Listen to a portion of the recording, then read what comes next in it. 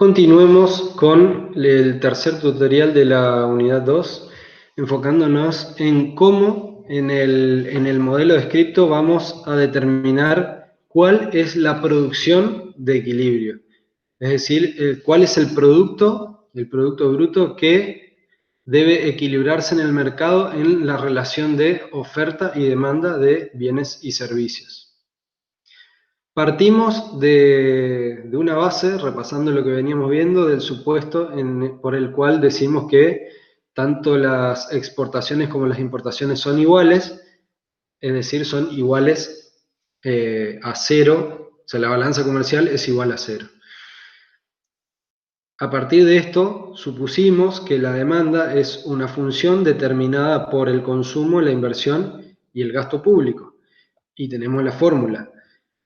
¿Qué es lo que hacemos ahora para desandar un poco la fórmula? Reemplazamos en esa fórmula el consumo por la versión de la función desarrollada de consumo, donde hablamos de consumo autónomo y propensión marginal a consumir, dejando la inversión y el gasto público como variables exógenas. Y a su vez, dentro de la función del consumo, que decíamos que un término era la propensión marginal a consumir por la renta disponible, desagregamos el mismo en que la renta disponible es la ecuación entre renta menos impuestos. ¿Qué decimos cuando queremos hablar de un mercado que está en condiciones de equilibrio? Decimos que la oferta y la demanda están en igualdad de condiciones, que decimos que la oferta y la demanda están en niveles iguales. Por eso lo primero que van a ver ahí es una fórmula de I igual a Z. ¿Sí? I igual a Z, acá lo van a ver mejor. I igual a Z es producción igual a demanda. Por lo tanto, reemplazando con la fórmula anterior, tenemos que la renta o la producción, que dijimos desde la unidad anterior, dijimos que es lo mismo hablar de renta o de producción, es igual a toda la función de la demanda desarrollada. Y aclaramos que en condiciones de equilibrio la producción es igual a la demanda y que la demanda, a su vez, depende de la renta disponible o de la renta en particular, que es igual a la producción. Con lo cual van a estar íntimamente vinculadas. Bueno, a continuación hay un traspaso de fondo que es meramente álgebra, donde lo más importante es llegar al término, a la ecuación resaltada, que dice ecuación de equilibrio, desagregada en dos términos. ¿Qué tenemos ahí? El primer término, ¿cuál es? El que dice que la producción de equilibrio estamos hablando. Recuerden que venimos de haber igualado, en la anterior filmina, dijimos que como estamos en equilibrio, tanto la oferta como la demanda están igualadas. Por lo tanto, la producción y la demanda están igualadas, que cuando hablamos de producción hablamos de renta.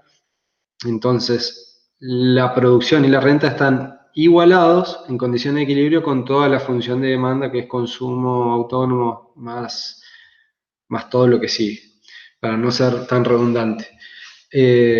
Partiendo de esa base, llegamos, solo por pasaje de términos, a esta fórmula que dice que la producción de equilibrio va a ser igual a un primer término, que es igual a 1 sobre 1 menos C sub 1, ese C sub 1 era la propensión marginal a consumir, y ese primer término multiplicado por un segundo término que está conformado por el mismo C sub 1 más la inversión más el gasto público menos el C sub 1 por T, es decir, la propensión marginal a consumir por los impuestos.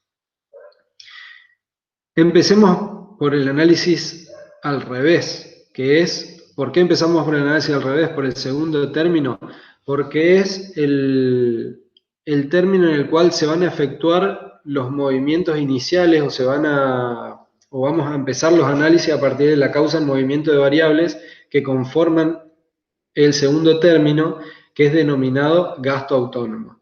¿Qué es el gasto autónomo? Así como como definíamos el consumo autónomo, también lo definimos la inversión autónoma, hay un gasto autónomo en la ecuación o en la condición de equilibrio del mercado de bienes, que es la parte de la demanda de bienes que no depende de la producción. Fíjense que en ningún lugar del segundo término hay una parte en la cual la renta o la producción influye.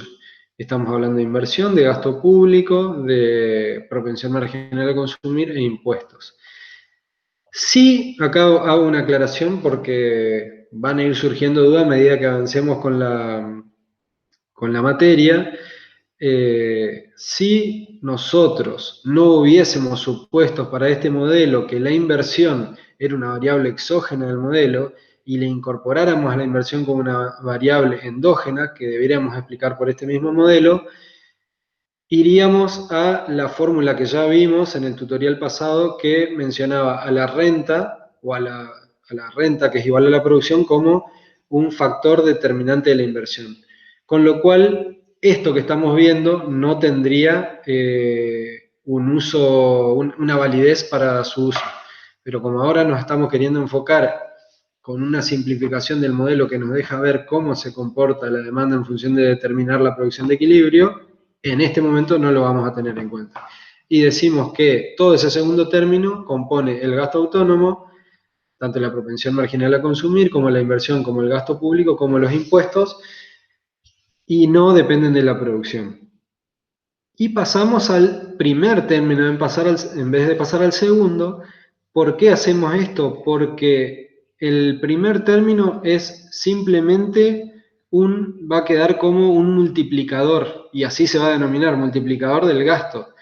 ¿Qué significa? Es la proporción o cantidad en que varía la producción de equilibrio, va a variar la producción de equilibrio, esa I de equilibrio que es que en un momento determinado está dada y tiene un valor, ante un movimiento en el gasto autónomo, esa producción de equilibrio va a variar como consecuencia del incremento de la demanda agregada autónoma o del gasto autónomo, en la proporción igual a ese primer término, perdón. Es decir, nosotros partimos de la base de una producción de equilibrio X, que tiene un nivel determinado.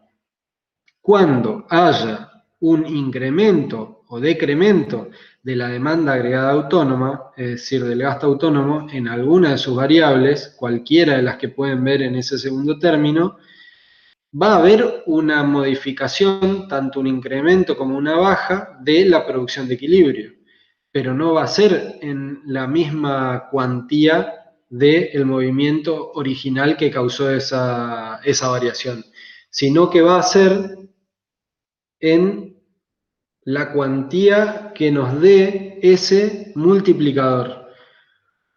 Cuanto mayor, lo vamos a ver con un ejemplo práctico para que sea más entendible, pero tantas veces va a variar la producción de equilibrio en función del movimiento original del consumo autónomo, tantas veces como el multiplicador nos indique.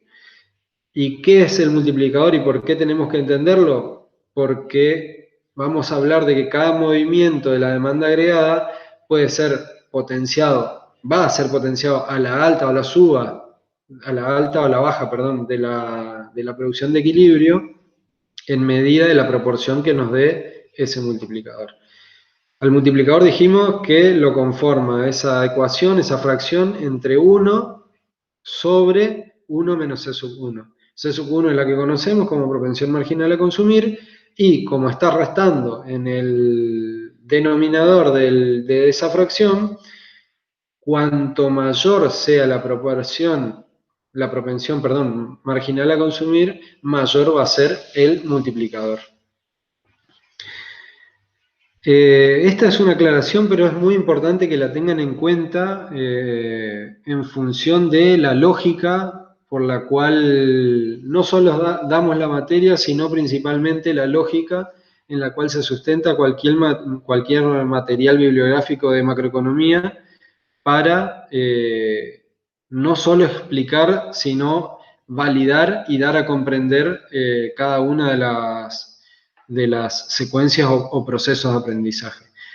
¿Qué es lo que nos dice, cuál es la aclaración que necesitamos hacer? Que hay 3 herramientas o instrumentos que nos permiten analizar en particular esta condición de equilibrio, pero va a pasar con todas o la gran mayoría de situaciones como está en la materia a dar. Esas son el álgebra, los gráficos y las palabras. En ese orden, ¿por qué?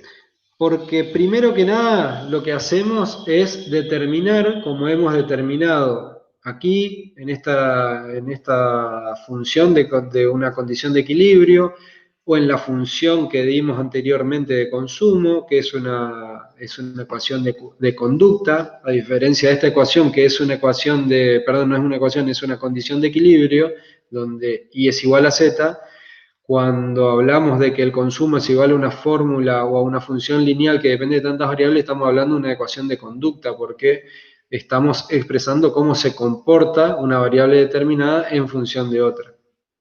Cuando armamos todas estas fórmulas, cuando hacemos los pasajes de términos que nos permiten decir que es exactamente lo mismo, decir I es igual a Z, a I es igual a 1 sobre 1 menos E sub 1 por todo el segundo término de la ecuación de equilibrio, para eso necesitamos, y para las deducciones y conclusiones que nos permite sacar, así como para validar los datos de la lógica que estamos usando, es necesario el álgebra. Por otro lado, seguido al álgebra, necesitamos los gráficos, porque los gráficos son una representación muy práctica y muy visual de cómo entender intuitivamente el comportamiento de una variable a la baja o a la suba, o una variable determinada o limitada, etc. Y las palabras para expresar todo esto que tratamos de validar con el álgebra, de graficar, valga la redundancia, o ilustrar con los gráficos. Lo último es la palabra, que serían las explicaciones y la asociación de los resultados con las situaciones más reales. ¿Qué es lo que vemos en este gráfico? En el eje de las ordenadas tenemos a la demanda Z, que dijimos por el primer supuesto del cual partimos para hablar de una condición de equilibrio, que en el equilibrio la demanda y la oferta son iguales. Por lo tanto, demanda Z y producción es la misma cosa y está en el eje de las ordenadas. Esto también nos permite, y en el eje de las abscisas,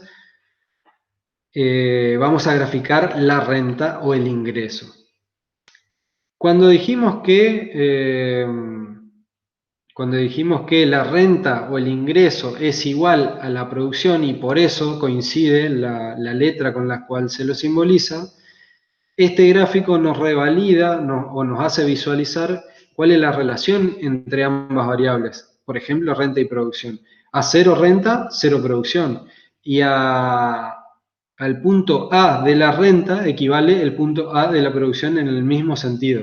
Cada uno de estos puntos seguidos forman la línea que está en negrita, que es la que tiene una pendiente igual a 1, es una renta de 45 grados, y que es la recta de producción y de ingreso. ¿Qué es lo que estamos evaluando nosotros ahora? Ya tenemos la recta de la producción, o de la oferta, si se quiere, para ser más claro con los conceptos a igualar. Tenemos la oferta, nos falta graficar la demanda. A la demanda la definimos en funciones y con sus lógicas. Anteriormente dijimos que era Z y que era una función que dependía principalmente de la renta o de la renta disponible, y que interactuaban distintos factores como el consumo, la inversión y demás. La demanda es la otra recta que ven graficada en la ilustración, y parte de un nivel determinado cuando la renta es igual a 0. Esa proporción es el gasto autónomo que definimos en la última ecuación de equilibrio, que era el segundo término de la ecuación de equilibrio de la producción.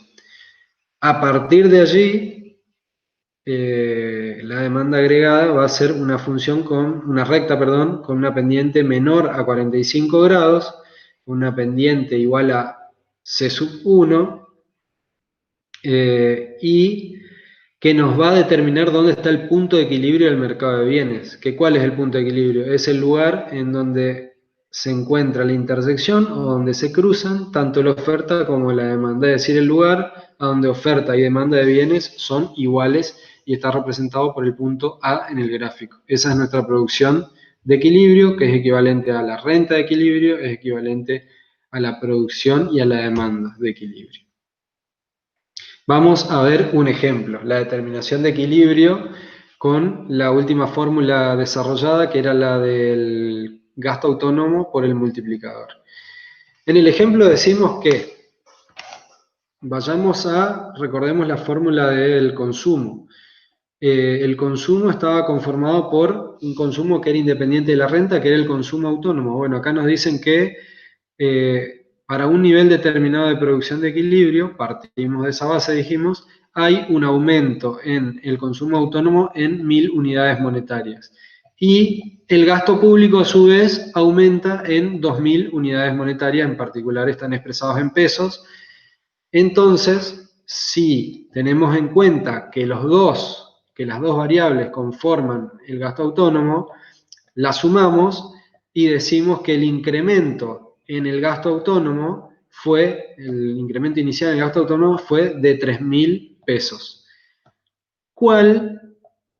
En macroeconomía siempre hablamos de miles de millones. En general no vamos a ver esta cifra, si no vamos a verla, o si están expresadas así, en algún lugar debe aclarar que estamos hablando de millones de pesos, podría ser en este caso, o en general, para tomar una medida universal y homogénea en el mundo entero, se toma la medida en miles de millones de dólares. En este caso está expresada en millones de pesos, 3.000 millones de pesos son lo que nos dio el incremento del gasto autónomo, y la pregunta sería, ¿cuál sería el impacto sobre la producción? Estamos hablando de la producción de equilibrio, si C sub 1 es igual a 0,6. Si la propensión marginal a consumir fuera 0,6, que es lo mismo que decir que cada peso adicional de consumo, de renta disponible, un 60 centavos va a parar al consumo. Entonces, si tenemos C sub 1, podemos determinar cuál va a ser el multiplicador de esa ecuación. Ya tenemos el gasto autónomo, porque solo variaron el consumo autónomo, C sub 0, y varió el gasto público. Los otros no sabemos nada. El multiplicador lo podemos calcular y es igual a 1 sobre 1 menos 0,6. Nos da 2,5. Ese 2,5 que es el multiplicador, lo que nos está diciendo es que la producción de equilibrio va a variar 2,5 veces o 2 veces y media lo que varíe el conjunto de los componentes del gasto autónomo. En fórmula algebraica, y para resolver la pregunta serían los 3.000 por 2,5, que nos da 7.500 pesos, sería la conclusión final en la producción de equilibrio. ¿Cuál es la conclusión que sacamos? Que cualquier variación en el gasto autónomo, llámese inversión, gasto público, impuestos o consumo autónomo, altera la producción en una proporción mayor que lo que influye directamente la variación directa del gasto autónomo. ¿Sí? Cualquier variación del gasto autónomo altera la producción en una proporción mayor que la variación que la variación directa original del gasto autónomo. Esa proporción se equivale al multiplicador, tanto para la suba como para la baja. Y a continuación vamos a entrar en temporizar un poco los ajustes y a ir a graficar esto que recién mencionábamos, pero lo hacemos en el próximo tutorial. Cualquier pregunta, esperamos que o dudas sobre las fórmulas y las relaciones que hicimos, esperamos nos hagan llegar sus inquietudes.